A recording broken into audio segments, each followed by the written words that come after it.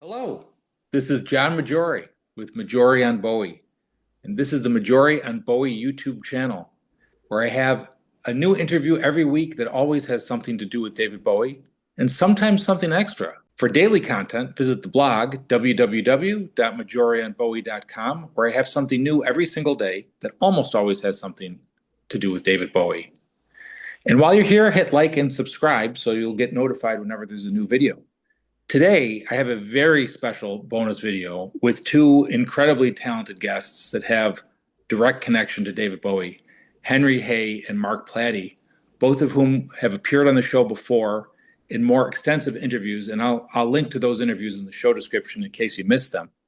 But they're here today to talk about the upcoming annual Sound and Vision of David Bowie concert that will be playing at the Cutting Room in New York City in early January, January 8th, 9th, 10th, and 11th.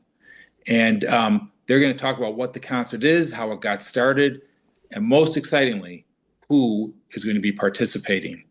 So, Henry, Mark, thank you so much for joining me today. Our pleasure. Go ahead, Mark. My pleasure as well. Good to be here. Thank you for joining me. Mark played with Bowie starting in 1999 with the Earthling album and participated in all the studio albums up through Reality.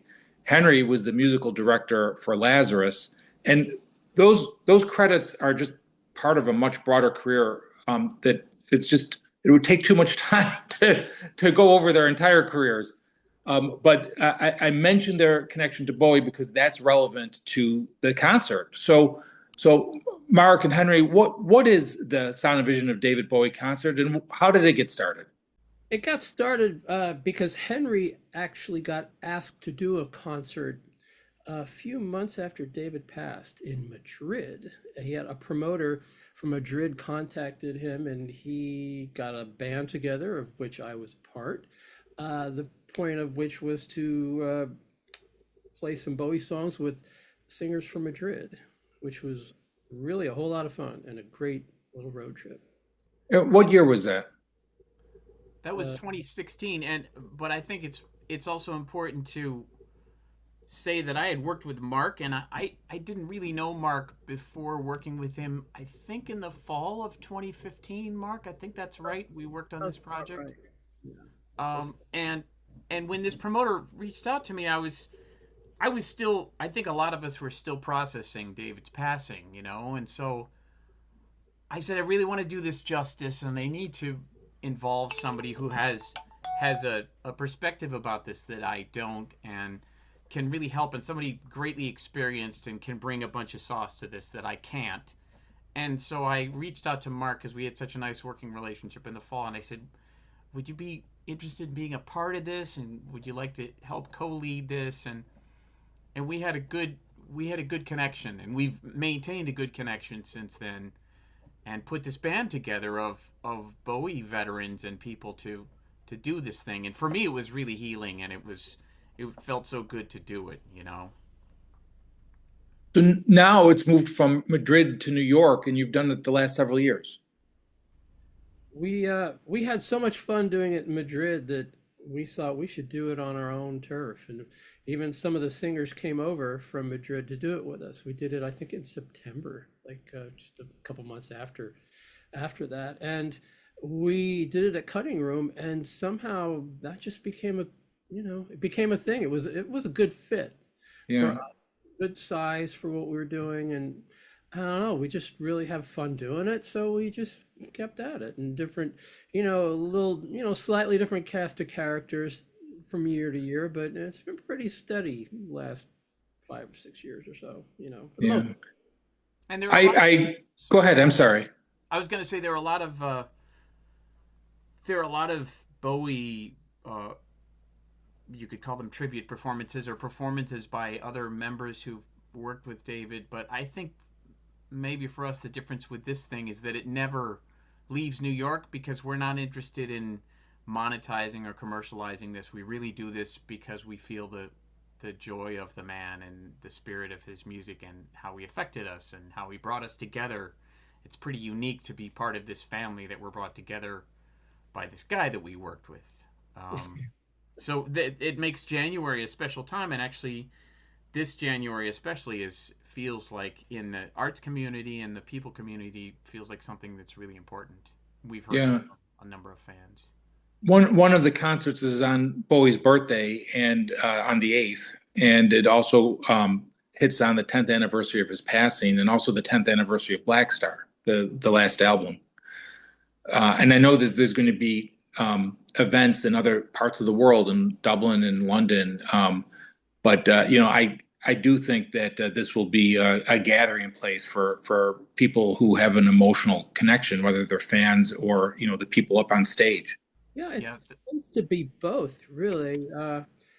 It is kind of a musical communion of sorts between not only between us on stage, but with the people that come to see us. It feels like it's really cathartic for everyone.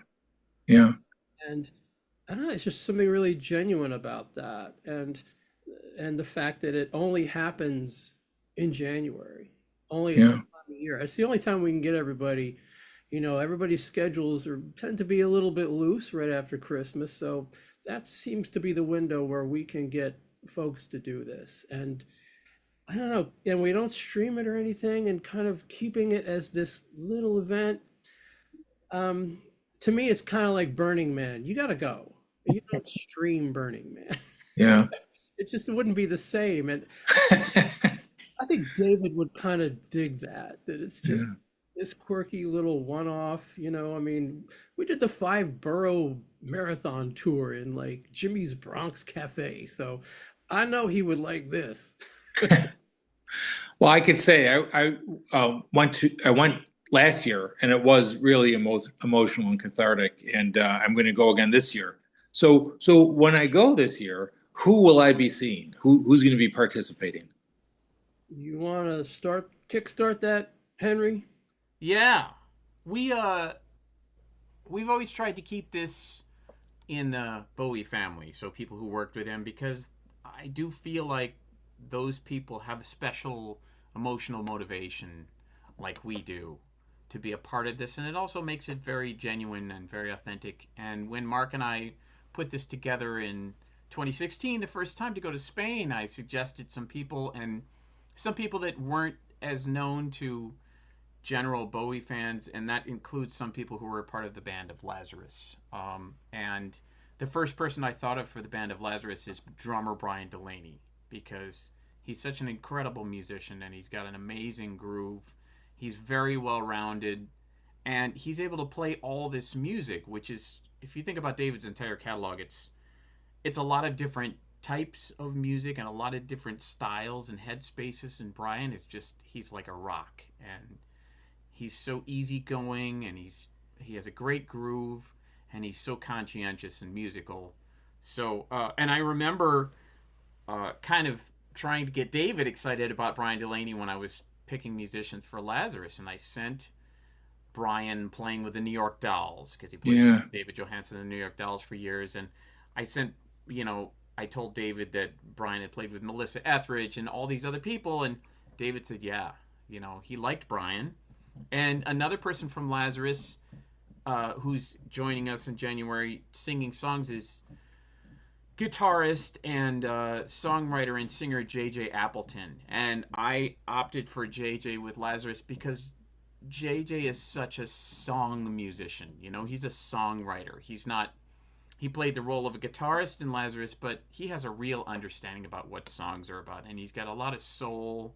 He's the guy who grabs his vintage SG and rocks out, and can play all the AC/DC, and has a blues project that's really amazing. So JJ brings incredible fire and passion to this thing every single year, and people love him now. Also from Lazarus, we have, last year was her first year joining us, but she's just a powerhouse. She's got a huge theater career, and when she started in Lazarus, she was, I think, 14, and that's Sophia Anne Caruso. yeah. And Sophia is all heart as well. She just leaves nothing behind. And she brought it so hard last year, and so happy to have her with us. And John, you interviewed Sophia as well, so you're familiar with her vast career already at a young age, and Amazing person and talent. and her heart. And there are two more people that I'm going to talk about, but I'm going to pass this over to Mark. All right, pass the mic. Here we go. I will commence with everyone's favorite, Gail Ann Dorsey, who I've known. I met Gail on the Earthling album in 1996. And yeah, that was an amazing experience. And her first Bowie record, she had joined up the year before that. She was on the Outside tour. And got from that moment on, she was just part of the story. She was, an amazing bass player, singer, on stage foil. I mean, David loved Gail. And you could really tell that. I mean, I was thinking the other day they did this duet one time of Absolute Beginners. Only one time, I think we did it in Queens, of all places, and it was really special. But they had a real, nice bond between them. So having Gail is just it's just always fun, and I'm lucky I get to do a couple of little acoustic things with her. That's always good.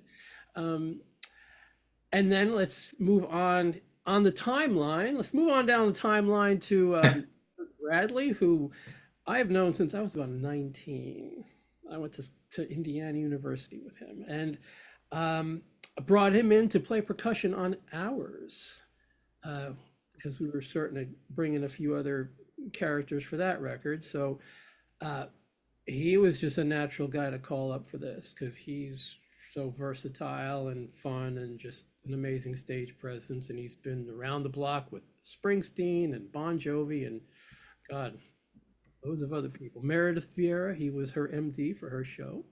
Another incredible performer, Everett. Yeah, he's and Holidelic, his little annual holiday extravaganza, which I recommend everybody go to see. Grab a ticket now before they're gone. We will move forward to Gerry Leonard, who I knew before the whole my whole Bowie experience because I had played on a Duncan Sheik record with him, and I thought, wow, who's this guitar player? Like nobody really does this like he does, and then I remembered him when we were doing Toy, because Toy was a pretty straight rock recording. It was with the Glastonbury band, and it was Slicky and I on guitars. And after we'd done all the recording, I thought we could use a little more color, So I called a couple of my cohorts. I called Lisa Germano on violin, and Gerry Leonard on guitar. And David really got on with both of them, but I had this feeling like, Gerry, he's not leaving. He's going nowhere. It was kind of the Irish thing, and I remember them bonding over, British sort of heat meters and things like this, and like that. I'm like, this guy's not going anywhere, and he didn't. So he ended up being in the band the following year. We expanded the Heathen band and brought in him and another favorite of ours, Miss Catherine Russell, who came on board that year in 2002 to play keyboards and sing backgrounds along with Gail. And she was another great fit, great presence, amazing musician, just wonderful to have her on board and go on the road with her and fly in a little plane together. It was all really good stuff. So that kind of bring that back to, I'll bring it back to Henry, passing the mic back over to Connecticut. Before we move on from Cat, because I love Cat so much, I invited a jazz singer friend of mine to the show a couple years ago, and I said, oh yeah, Catherine Russell, you know of Catherine Russell, right? And this jazz singer said, yeah. I said, have you ever heard Catherine Russell sing rock? And the singer said, rock? Yeah. Catherine Russell is so well-rounded and such a pro. She sings backgrounds with Steely Dan. Super demanding. I mean, that's like as high as the bar gets for background singing. But Catherine Russell, with a long, storied career as a session musician, decided in the early 2000s that she would try her hand in jazz. And I think Paul, her husband, suggested it to her. And then Catherine went on to become a Grammy-winning jazz singer, one of the most popular musicians in that genre today, and she's super busy with it. But then you come down and hear her with us, and she still has all the energy, and this little woman who's older than Mark and me, just making us look tired. She's unbelievable. You gotta, in addition to her just bag of tricks, she's Oh, just got like, and we're like, oh man, we gotta keep up with that. yeah. So I want to, Mark, you passed it over to me. I want to mention the next guy who you were saying how long you've known, Everett. And I haven't known this next guy as long as Everett, but I definitely have known this guy since, now that I think about it, I've known him since 94. Because we were jazz musicians in Brooklyn, and his name was given to me by a fellow musician who went to Berkeley, and that's Donny McCaslin. So I used to play jazz sessions in my little Brooklyn apartment with Donny McCaslin, and I played with Donny McCaslin for years in other jazz quartets, quintets, and we play sessions, we do recordings, we did a couple little tours, and I went on later to play on some of Donny's gigs. Even with his recent bands, I've played with his gigs, and I know all those guys who played on Blackstar because they've been contemporaries of mine. And I played gigs with Donny and Tim LaFave and all those people. So, of course, Donny McCaslin, the centerpiece of Blackstar in the band, will be with us, and that's very, very special. And you'll hear some amazing moments from him.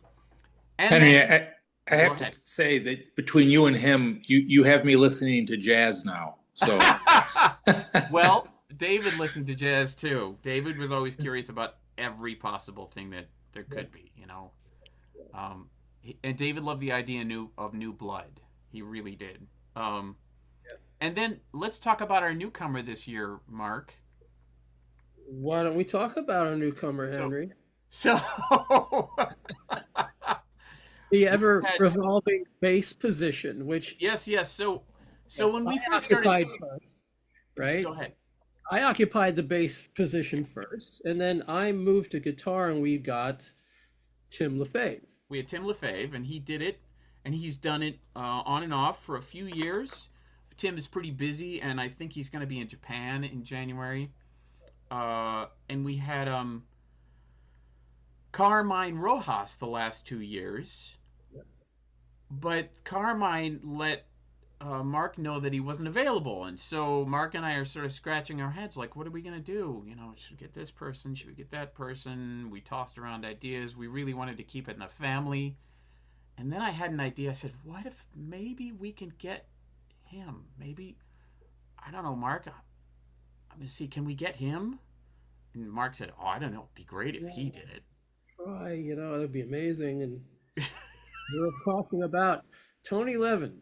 Tony Levin. Yes, so I reached out to my friend Jeremy Stacy because he and Tony worked together in King Crimson. And I said, Jeremy, what do you think? Do you think that he would do this? And Jeremy made an introduction, very nice introduction, because Jeremy said, he might do it. He might just want to do it. I said, it's not a ton of money, but, maybe he'd respect the project. And he agreed to do it. He's so gracious, and we're all very excited about Tony Levin joining us. Yes. And Yes, we are. We're a little intimidated. I'm glad I'm on the other side of the stage. Tony is so gracious and humble. He said something like, "Well, I don't know if I want to play that chair with the real bass players you have around, like Gail Ann Dorsey." But turns out Gail is actually really excited that Tony's there. So it's going to be pretty special to have Tony yeah. there and to have this band. So you have one performer who is a great singer, but doesn't have a direct Bowie connection. That's right. We've got Jim Boggia. I'm trying to remember exactly how I met Jim. And God, I've known him, I don't know, at least 12 years now or something. I think I ended up on maybe a session or something with him, but then uh, he was involved in a theatrical project that I was also involved in, where we played together in somehow we kept ending up in like Europe, and we did a thing in Nice, and then we did a thing in Rome together, and we were actually roommates in Rome. And that's where on January 10th, 2016, I saw the little BBC alert that David Bowie had passed, and I was like, Jim, is this real? And we were both really pretty dumbfounded, and I had to call the office and just I was like, man, because there'd been like different hoaxes of different people, and I was like, man, this can't be real, but sadly it was. And I don't know, something Jim and I really kind of bonded over that, and then I really kept him in mind when we started to do this regularly. Like he would get this, you know, he really would understand this music, and so he's been doing it with us for I don't know now, like 7 or 8 years or so, right? It's been a while. Yeah. It's been And I didn't know Jim, but Jim came aboard, and everybody in the band, all the veterans, are like, "Oh yeah, Jim Boggia. Yeah. Jim Boggia is approved." And I have to agree, Jim Boggia is approved. David would have loved Jim. Jim is all heart. He's so charismatic when he performs, and he delivers these songs with the intensity and emotion that they deserve. he's not, I mean, he takes the train from Philadelphia to do this. I mean, he's not phoning this in, you know, in any way. He has a great sort of rock and roll presence too. Absolutely. Yeah. Really So does. there's two other very important performers that you didn't mention. The both of you. So somebody watching this, you're not just organizing this, you're also participating. Right. And you don't just do, this is not a show where there's just 12 greatest hit songs. How many are you practicing to do this for this show? Over 450. Just feels like 450. Yeah.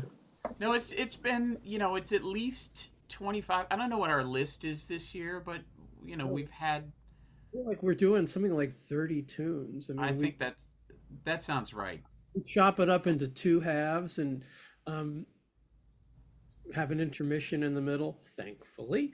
But it goes really fast. It's Yeah. all of a sudden, wait, we're almost at the end of the first round here, the first set. Like, how is that possible? Yeah. And we have a new song this year. We're not going to talk about what song it is, but we do have a new song. And Mark and I were talking about it. I was out for a walk one day, and I said, Mark, what about that? He said, oh, yeah, what about that? And I said, well, what if this person sings that? He said, oh, yeah.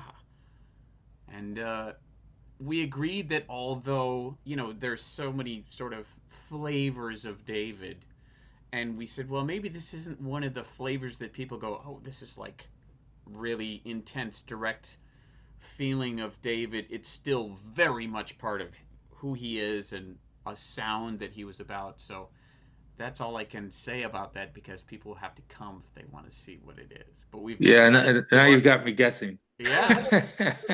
It's a side we've kind of done, really. I was actually spoke to Mr. Bradley today, and I told Everett, like, hey, because he's saying, are we doing a new song? And I told him, he's like, ooh. Yeah, so, already they're going to be on board. Is it the Laughing Gnome? I wish. John, we can't do everything. Yeah. Okay. All right. But I will say there's a very high likelihood of Where Are We Now, because that's the first song that I played on for David, and Tony Levin was on the track. So we got to do that. Going to make a reappearance, because we've had that kind of retired for a couple of years, but that seems to need to come back. That's got to come back. It's a great song. Yeah. So, any one of these performers that you mentioned, would anybody watching this would go to see a concert from any one of them, and just the combination that you guys have brought together every year. And you said that there's variations from year to year, but it's just an incredible lineup. And last year it was just a wonderful experience. So I'm really looking forward to it this year as well. Now, as we're recording this, there's only a few tickets left for the show on the 11th. Is that correct? That's correct. All the shows are sold out with the exception of the 11th. There are some tickets left, but Yeah. there were 1,200 tickets, and if there are 70 of those 1,200 left, that would be optimistic. There will be some walk-ups on day of show, but if people really want to see this, all I can say is try to get them now because Yeah. nobody's guaranteed anything after they're sold I'm out. really surprised that this year it went pretty fast, Yeah. faster than usual. It's like, wow, these are already sold out. Like this doesn't happen for like a month later. So that's a good sign that people are really into this experience. So if somebody's watching this and they miss the window, it's all sold out. Do you think you're going to keep doing the show? Do you think you're going to come back next year? I think as long as it stays, a fun thing, then I Yeah. don't see why we would stop doing it. I mean, that's really the idea here. It's like I kind of think of it as, as like a David's birthday party, kind of like the birthday show, which was another fun thing that I got to participate in early on, and I don't know. I told you this story before that it's a sore topic for me because my sister went to that concert in 1997 and she didn't invite me, so I didn't go. See, I didn't really go either. I was in the recording truck. So, but then like it got to the end and he was going to do Space Oddity. I'm like, that's it. I'm going. I'm out. I'm going in. I have to like see some of this, right? So Space Oddity. He never does Space Oddity. I have to do it. I have to go see this. So That's I very, very jealous. So, Mark, Henry, thank you so much. First of all, and most importantly, thank you for putting this concert together because it's really, it's meaningful to a lot of people. It's something that I'm really looking forward to. And thank you for coming on the show again. You've been incredibly generous with sharing this information and coming on the show and sharing your time. And I hope you guys come back. I mean, I'm a big fan. So, Mark Plati and Henry Hay, thank you so much. Thank you Thanks, for John. Thanks, John.